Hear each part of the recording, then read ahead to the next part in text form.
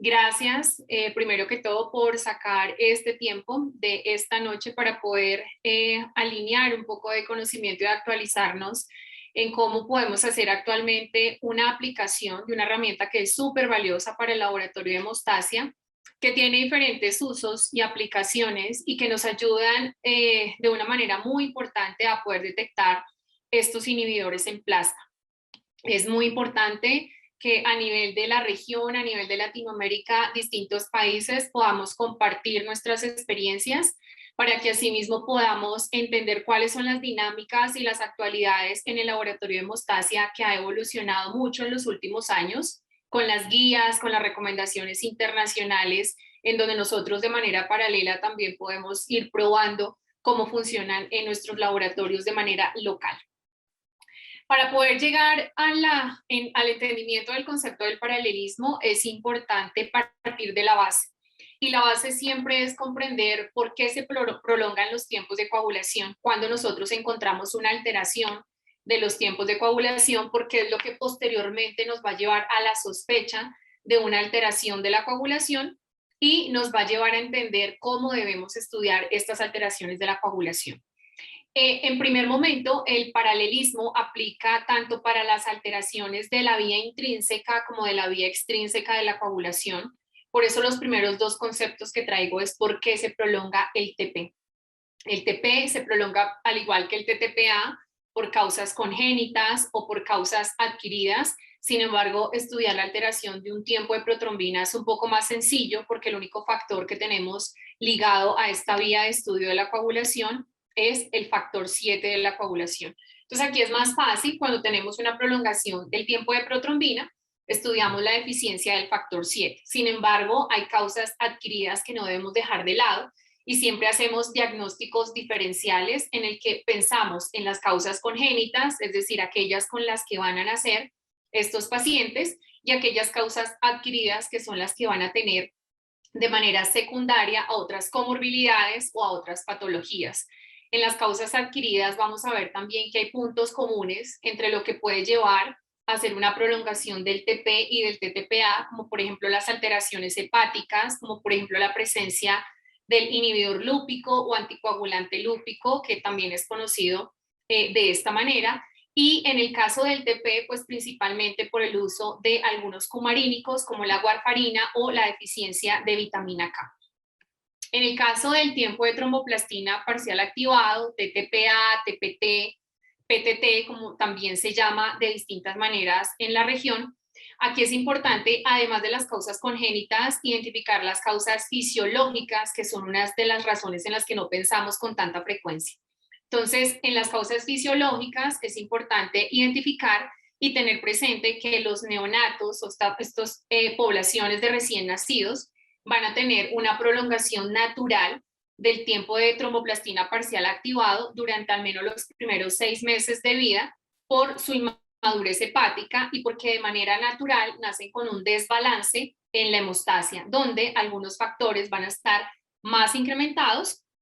y otros factores tienden a estar más disminuidos, siendo esto normal para la edad. Se empieza a regular después de los 6 meses de edad y en general la población pediátrica hasta los 15 años de edad pueden tener unos tiempos de coagulación que pueden estar ligeramente prolongados, pero que son completamente normales.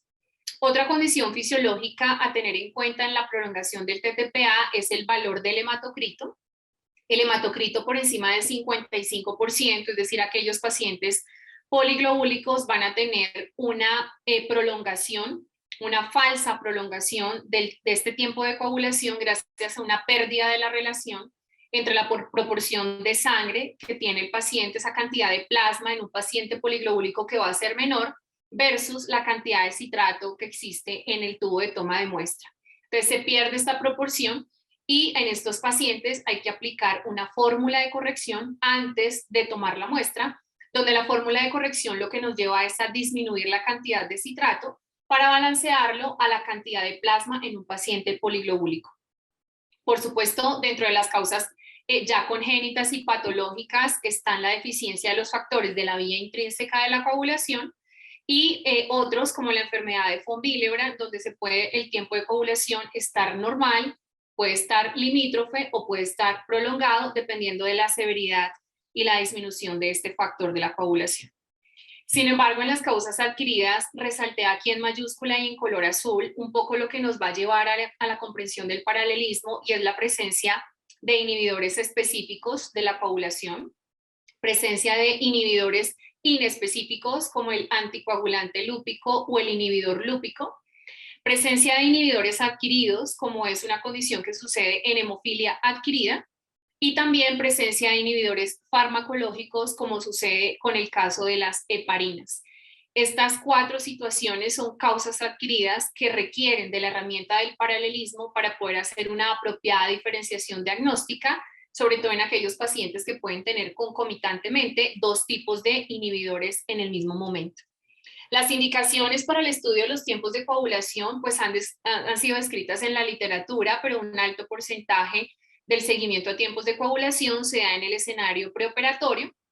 y luego ven ustedes que hay unos porcentajes que son menores dependiendo si el paciente ha tenido historia de sangrado, historia de trombosis, alteraciones vasculares, alteraciones puntuales de los factores de la coagulación, sepsis y cáncer. Son otros momentos o otras patologías en los que hacemos estudio de los tiempos de coagulación.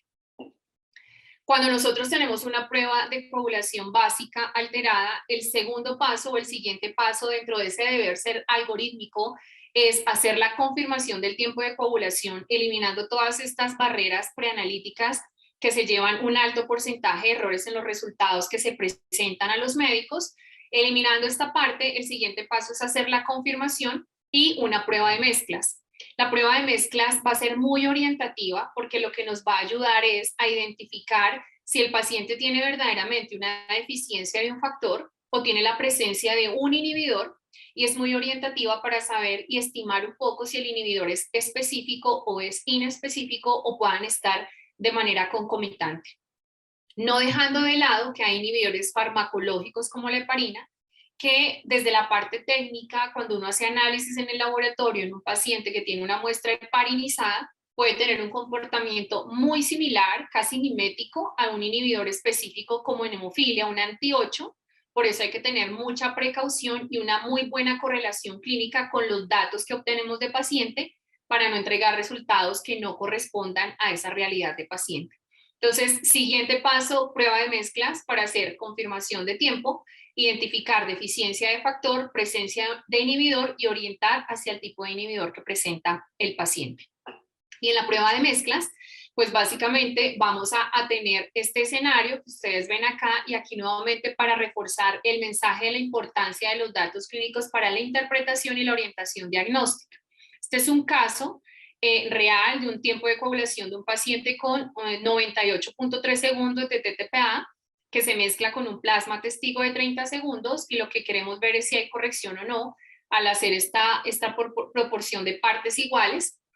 Y lo que vemos al volver a hacer el tiempo de coagulación del paciente es que da muy similar a un tiempo inicial, es un tiempo bastante prolongado, 89.6 segundos. Y en este escenario lo que hacemos es pensar en el paciente, si el paciente tiene una clínica trombótica o si el paciente tiene una clínica hemorrágica. Si tiene una clínica trombótica, pensamos en el inhibidor lúpico, pero si tiene una clínica hemorrágica, pensamos en la posibilidad de un inhibidor específico, donde lo más común que estudiamos son los anticuerpos antifactor 8. Pero también recuerden que los inhibidores farmacológicos se pueden parecer a estos inhibidores específicos, por lo que uno de los criterios que debemos evaluar dentro de estas análisis de pacientes y de resultados es si el paciente tiene algún efecto presente de un anticoagulante, como un inhibidor farmacológico. Los anticoagulantes pues van a tener distintos puntos de acción a través de todos estos factores de la cascada de la coagulación,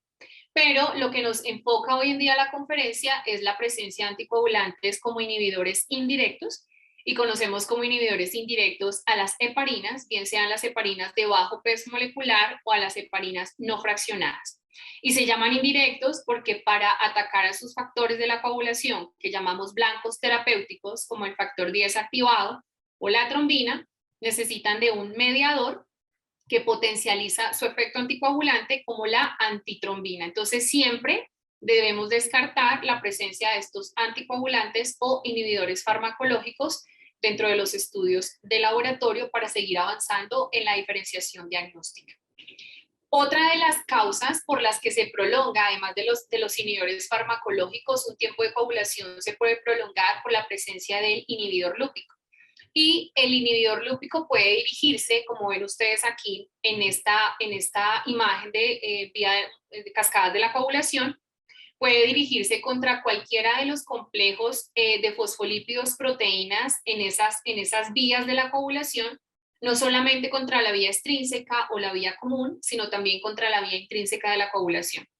Entonces pueden bloquear los mecanismos de regulación de estas vías de la coagulación y pueden formarse estos autoanticuerpos que están dirigidos contra estos complejos proteína-fosfolípido, haciendo que se retarde la coagulación in vivo porque hacen la superficie catalítica inaccesible. Entonces, es una manera de poder decirles que una de las partes que estudiamos en esta diferenciación para poder llegar al paralelismo es la presencia del inhibidor lúpico. Siempre debe estar dentro de los criterios de diferenciación diagnóstica y descarte de las cosas por las que un paciente pueda llegar a tener prolongado un tiempo de coagulación. En el caso del inhibidor lúpico, entonces debemos hacer este descarte de su presencia a través de la identificación de estos anticuerpos a través de cualquiera de las dos vías, y hoy en día tenemos una muy buena posibilidad de hacerlo a través del tiempo de veneno de víbora de Russell, que es como la prueba que, según las guías internacionales recientes de la ISTH, debe estar siempre presente el tiempo de veneno de víbora de Russell, tanto en la prueba de screening como en la prueba confirmatoria, donde su efecto y su acción de búsqueda está un poco más hacia la vía del factor 10 de la coagulación vía común, cubriendo la parte de la vía extrínseca.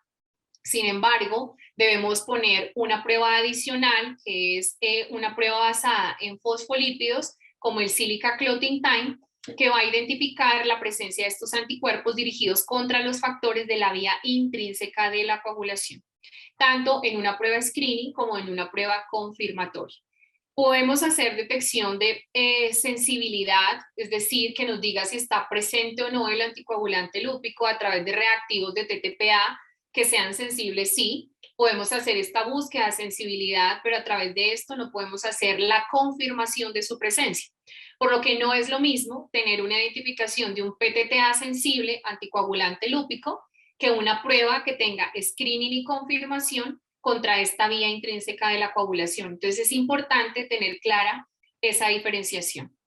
Si hacemos solamente el veneno de víbora de Russell, estaríamos cubriendo el 50% de la posibilidad de identificar inhibidor lúpico versus incluir una prueba adicional que tenga una metodología diferente y que me abarque el 100% de la búsqueda de estos anticuerpos. Entonces, cuando pensamos en estas posibilidades que, resumiendo, son presencia de deficiencias reales de la coagulación, presencia de interferentes como el inhibidor lúpico o presencia de otros como los anticoagulantes o inhibidores farmacológicos, eso nos lleva a saber cómo vamos a estudiar entonces los siguientes pasos, que sería la búsqueda o la identificación de una deficiencia o una verdadera deficiencia de un factor de la coagulación. Y si queremos medir los factores de la coagulación, que sería nuestro siguiente paso después de todas estas líneas de descarte, lo podemos hacer a través de dos ensayos principalmente, que son los ensayos coagulométricos, como los que ustedes ven en esta primera parte, y los ensayos cromogénicos. Los ensayos cromogénicos aplican para la búsqueda de deficiencias y de inhibidores en el factor 8 y en el factor 9 únicamente, y los demás los podemos buscar a través de los ensayos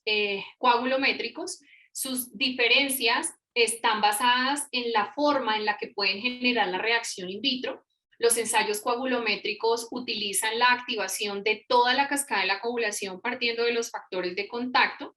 Sin embargo, sabemos que contra esta vía de contacto pues hay muchos interferentes asociados a lo preanalítico, a la presencia del inhibidor lúpico, a la presencia de los inhibidores farmacológicos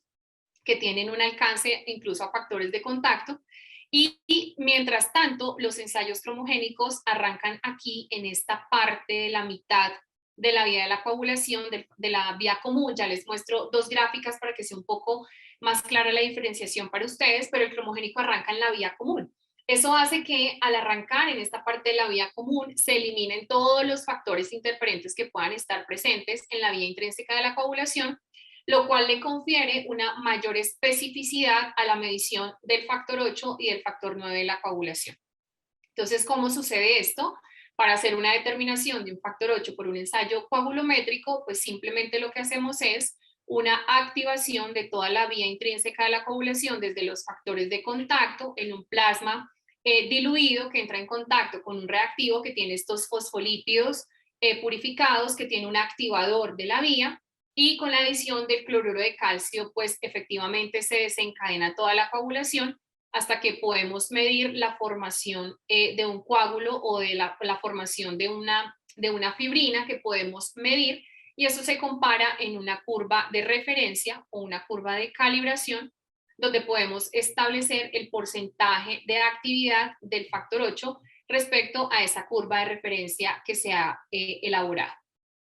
En el ensayo cromogénico, mientras tanto, es una prueba por detección de luz. La anterior prueba pues es una prueba por coágulo, por una densidad óptica. Este es un ensayo de paso de luz donde utiliza unos substratos cromogénicos que nos permiten establecer la presencia o no de esta dependencia del factor 8 de la muestra del paciente. Básicamente lo conocemos y lo pueden ustedes encontrar o leer en la literatura como un ensayo de 2 etapas. En la primera etapa lo que hacemos es como una activación del factor 10 de la coagulación. Recuerden que les mencionaba que el cromogénico arrancaba en esa vía común. Entonces, ¿qué tenemos que hacer para arrancar la vía común? Pues es convertir el 10 a 10 activado, y de manera indirecta lo convertimos dependiente del factor 8 de la muestra del paciente. Entonces, el paciente tiene una X cantidad de factor 8 que lo activamos a través de la adición de unos reactivos como la trombina, y le adicionamos un factor 9 para que haga el complejo, factor 8, factor 9, que sucede a nivel del modelo celular,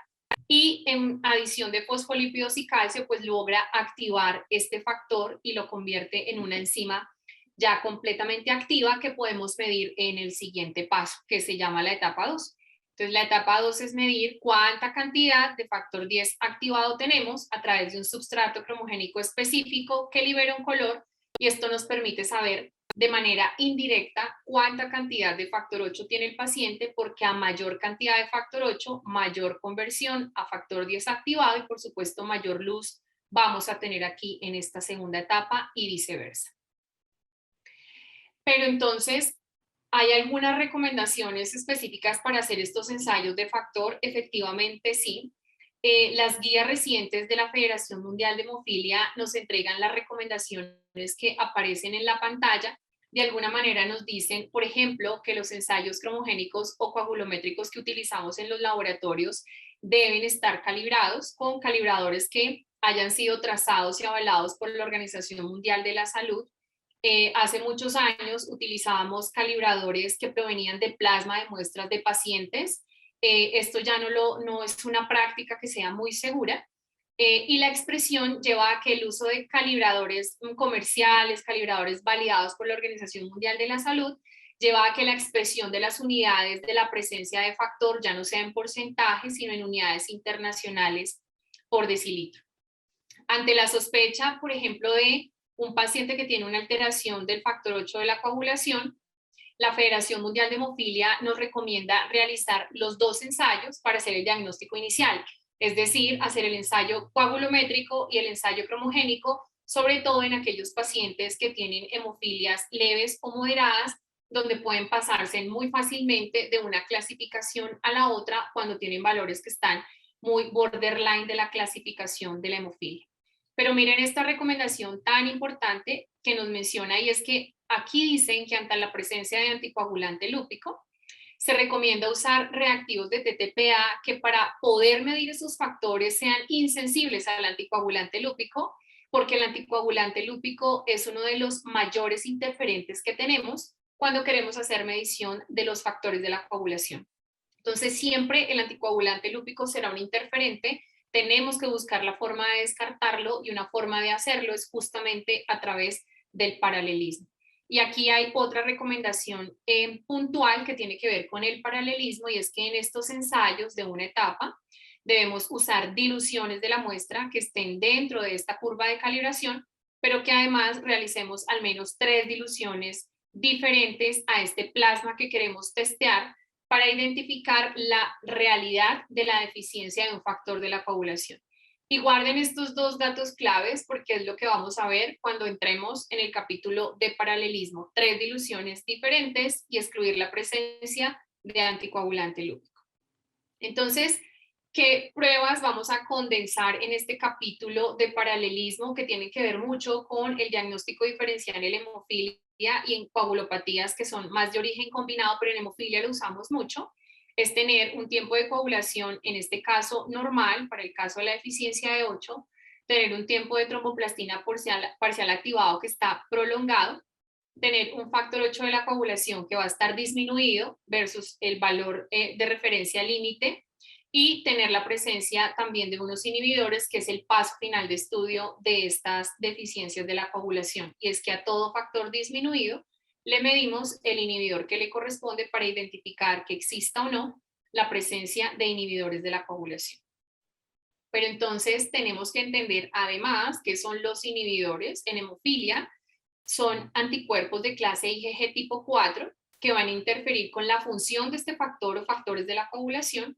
y también van a interferir con los productos que se utilizan para el tratamiento de la hemofilia. Básicamente es el producto con el que se repone este factor que el paciente no tiene para evitar que haga sangrados espontáneos que pueden afectar sus articulaciones.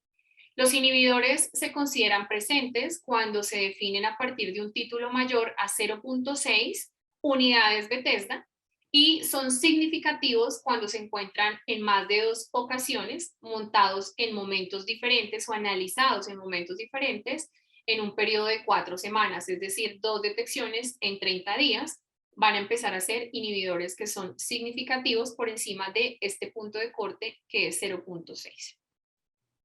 Sin embargo, los inhibidores no solamente están en la hemofilia congénita, sino también pueden estar en la hemofilia adquirida, y recuerden que arriba en las tablas veíamos esas diferenciaciones diagnósticas entre lo congénito y lo adquirido. En la hemofilia congénita, la presencia de los inhibidores va a depender del grado de severidad.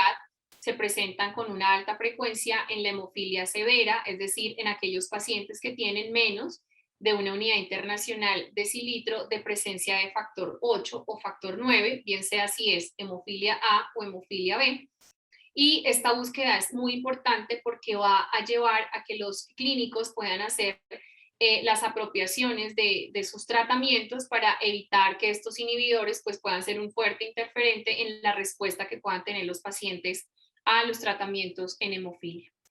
Mientras tanto, en la hemofilia adquirida, pues vamos a tener múltiples causas que pueden llevar a la presencia de estos inhibidores. Sin embargo, un alto porcentaje resulta ser idiopático, es decir, no le encontramos una causa asociada.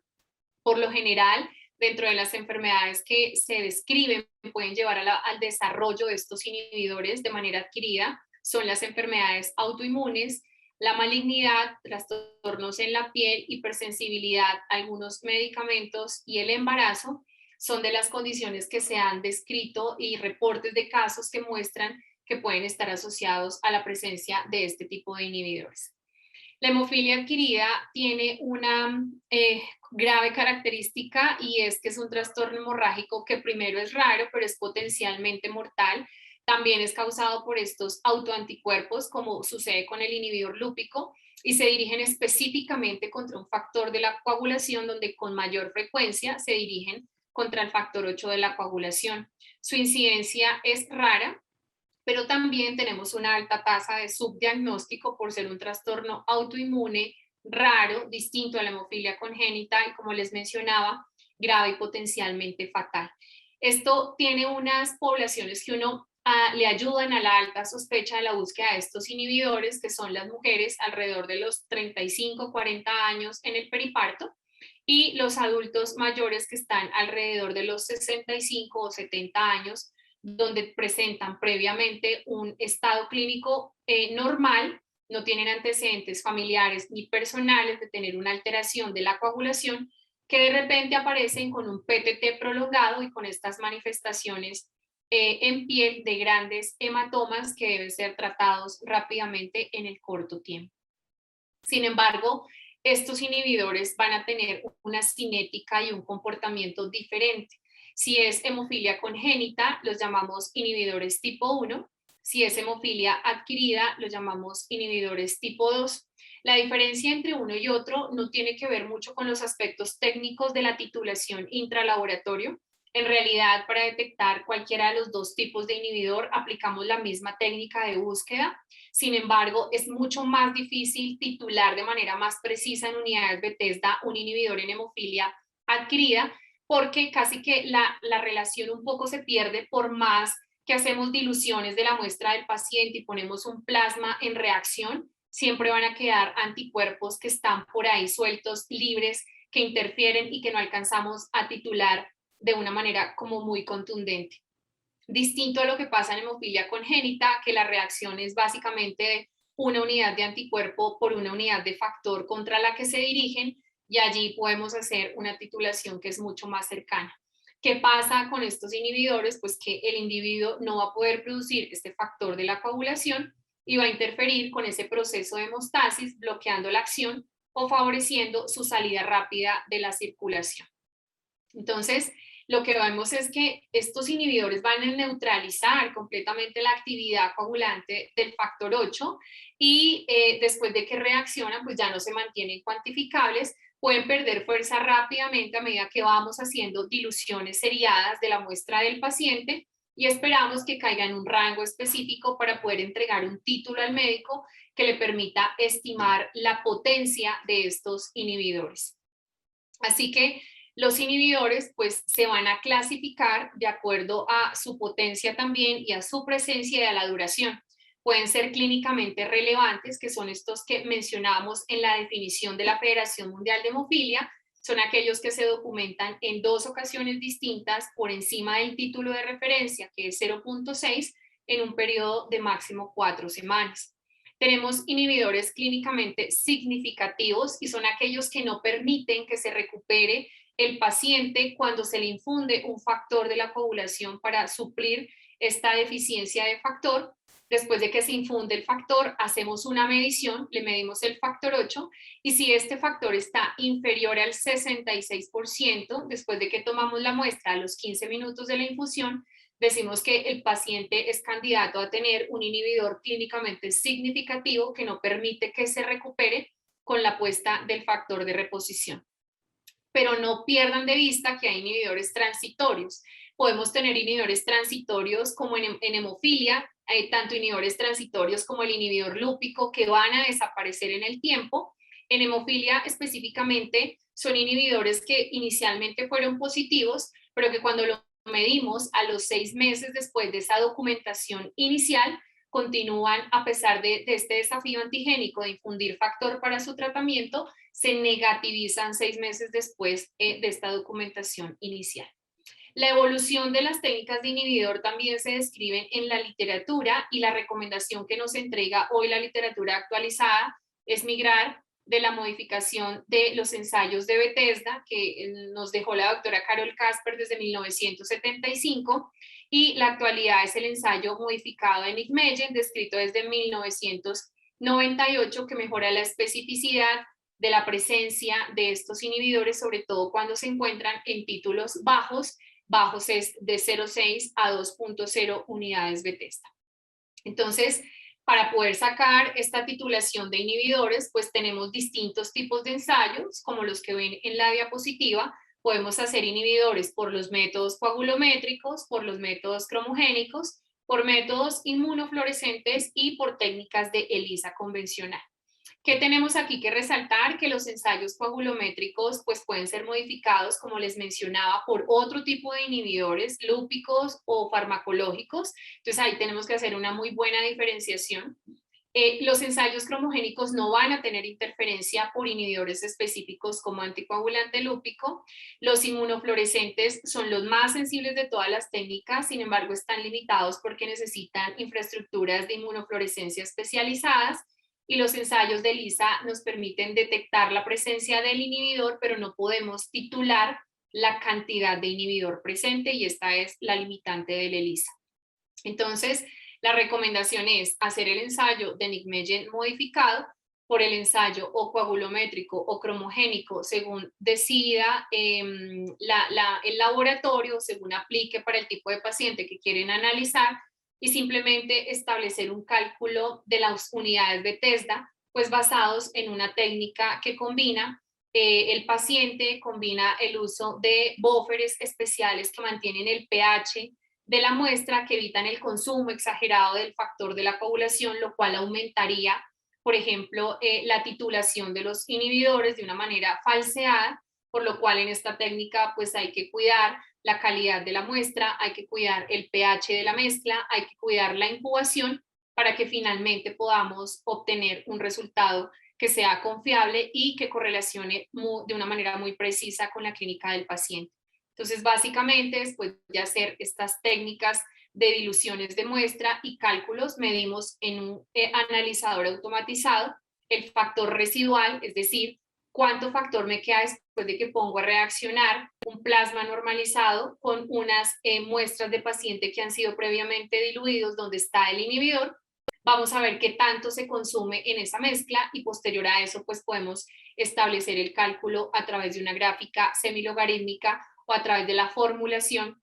en una tabla de Excel con un logaritmo como lo que ustedes ven también ahí en la pantalla. Esto nos permite expresar el resultado en unidades de TESDA. Y de esta manera, pues empezamos a clasificar los inhibidores de acuerdo a ese valor, a ese reporte, a ese título. Decimos que los inhibidores son o de título alto o de título bajo. De título alto, aquellos que están mayor hasta 5 unidades de TESDA son mucho más poderosos, pueden neutralizar más rápidamente el factor y se convierten en de alta respuesta o de baja respuesta,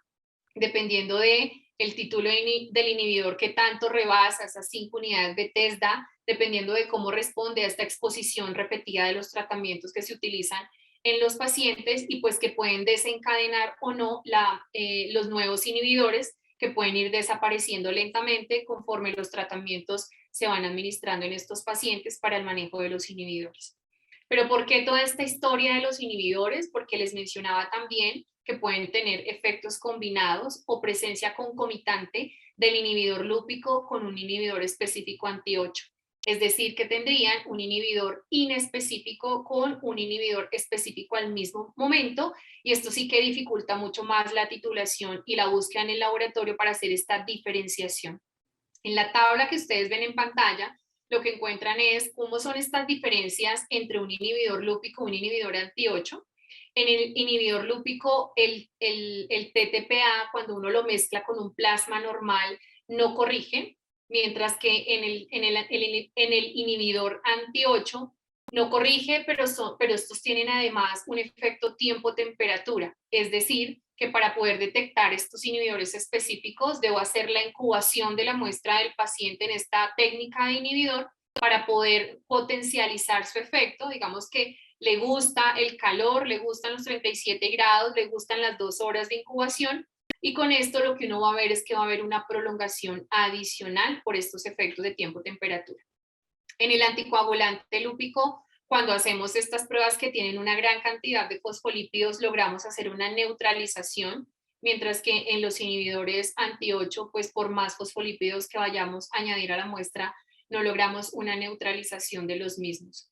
En el caso del lúpico, pues vamos a tener una prueba específica que es el veneno de víbora de Russell, que esta prueba pues va a resultar positiva, que no va a tener una corrección cuando le adicionamos un plasma normalizado, porque el inhibidor va a seguirse mostrando, mientras que si a un paciente que tiene inhibidores anti-8 específicamente le hacemos un veneno de víbora de Russell, pues este resultará normal. Hay otros test que podemos aplicar, como el que mencionábamos, test específicos como el Silica Clotting Time, y en el anti-8 pues es ideal cuando tenemos la sospecha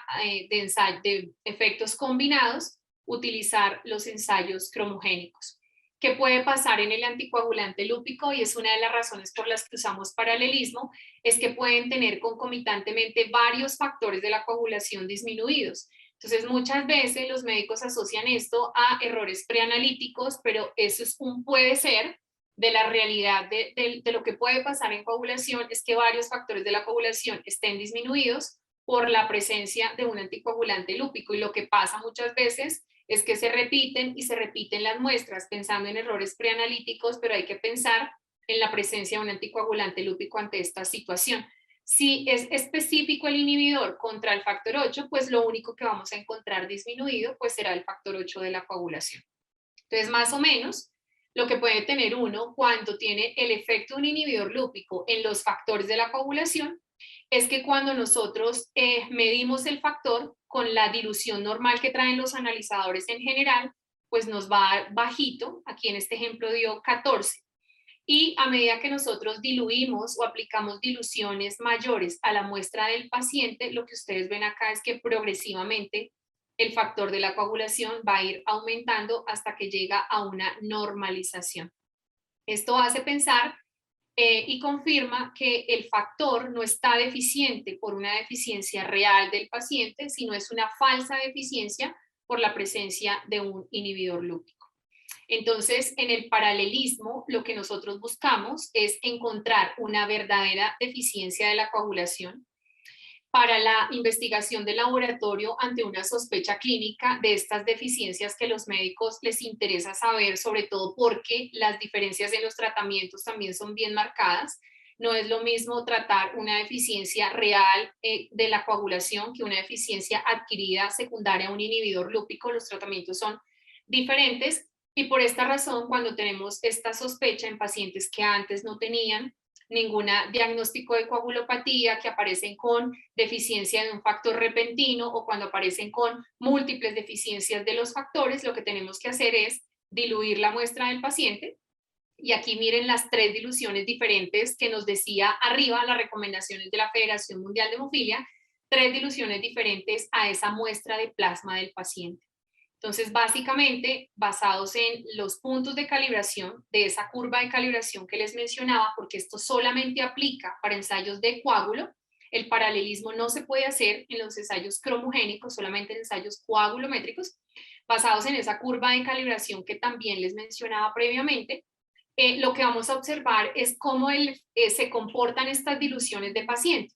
Si las diluciones de paciente se portan de manera paralela, y de ahí viene el término paralelismo, si están de manera paralela a la curva, o si estas diluciones de paciente atraviesan esta curva de referencia y se cruzan en algún punto. Entonces podemos de aquí desprender el término de hay paralelismo cuando el paciente se porta igual a la curva o no hay paralelismo cuando el paciente atraviesa la curva de calibración. Básicamente, cuando se porta paralelo a la curva, decimos existe una verdadera deficiencia de la coagulación. Cuando el paciente atraviesa la curva, decimos que existe un efecto interferente que debemos buscar en estos pacientes. Entonces, o es déficit de factor o existe la interferencia por un inhibidor. Entonces, en el paralelismo de factores lo aplicamos en estas 3 situaciones que ven en este primer cuadro: deficiencia de factores en un paciente previamente sano que no tiene una clínica hemorrágica,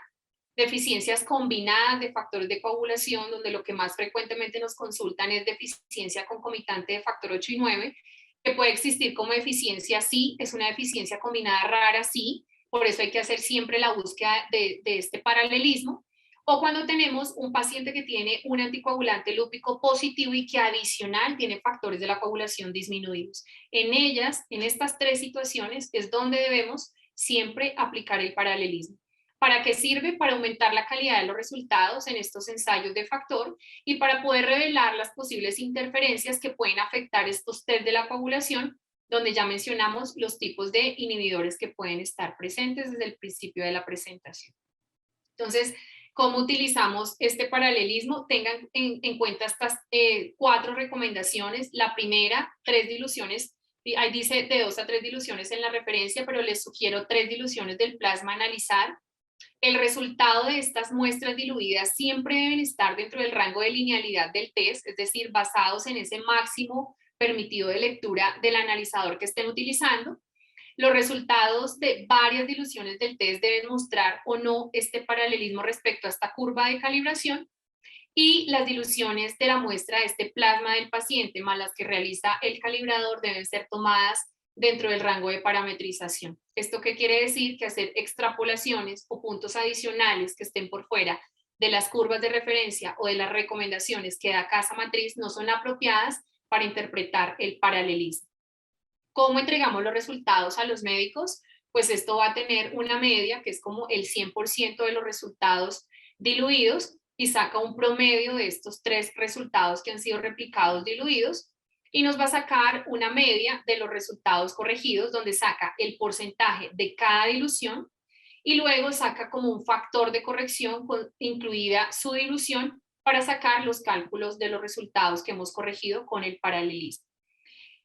¿Qué es importante aquí? Que no existen guías oficiales que nos digan acerca del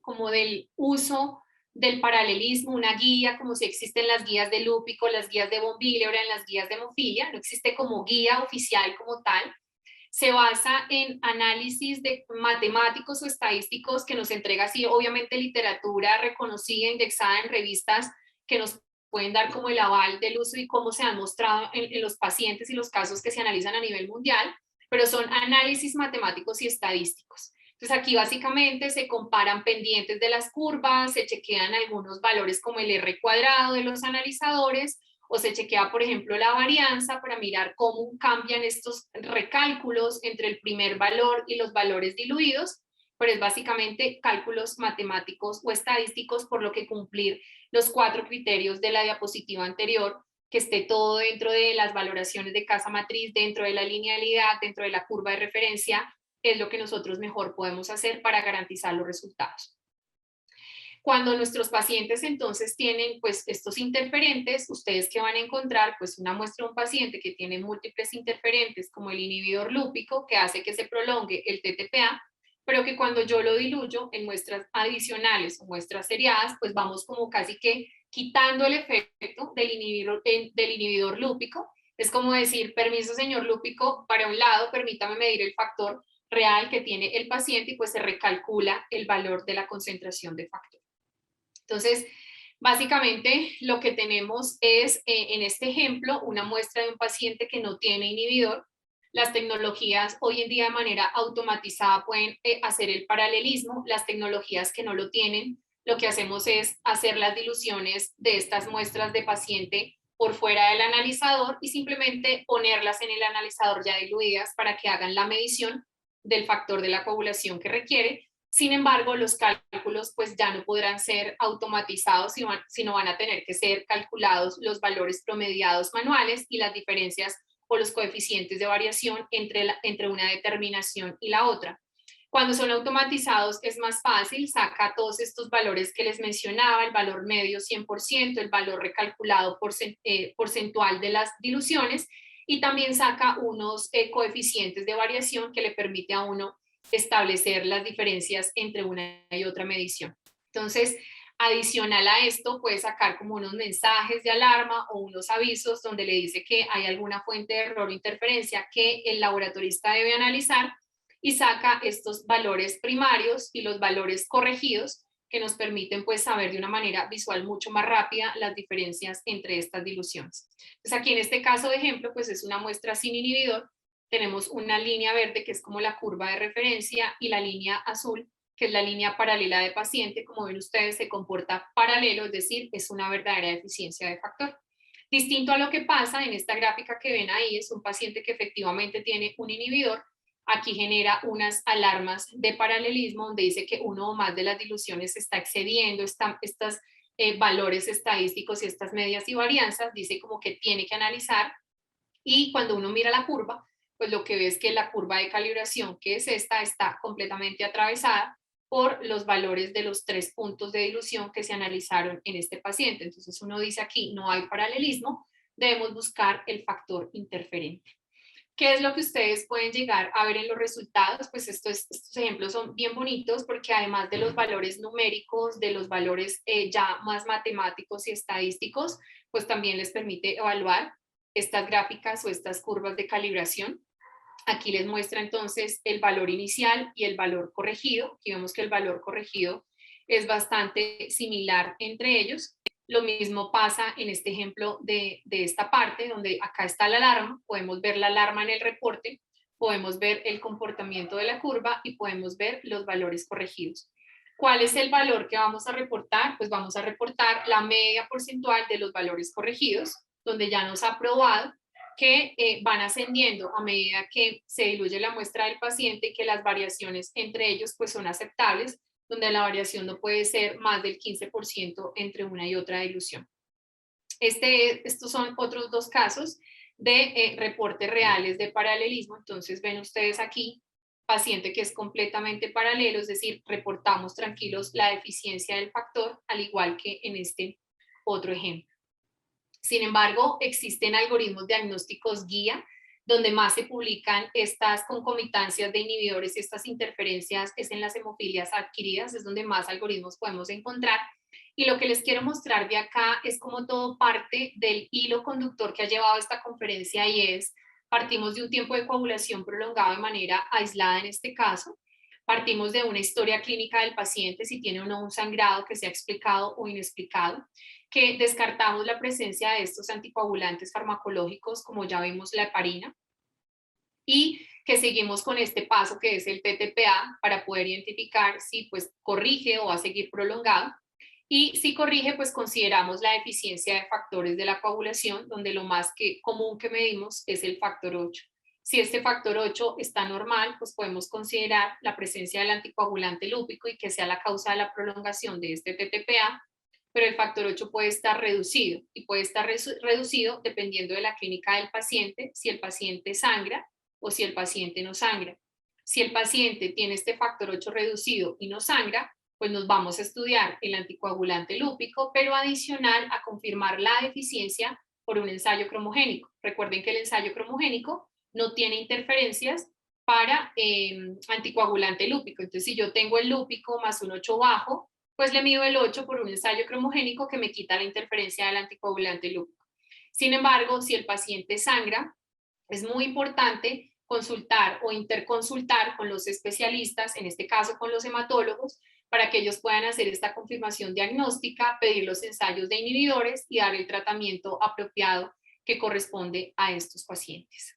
Era todo lo que quería mostrarles acerca del paralelismo. Espero haberles dejado mensajes importantes y clave para el actuar y el día a día de cada uno de nosotros en los laboratorios. Muchas gracias.